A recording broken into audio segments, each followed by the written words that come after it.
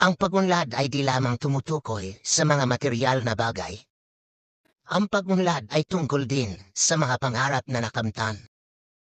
Ang pagunlad ay tungkol din sa karunungang taglay.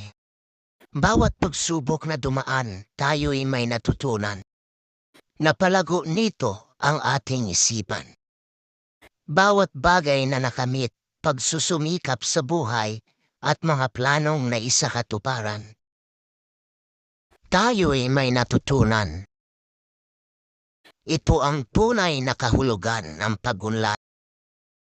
Sa bawat araw, tayo ay sumusuong sa buhay.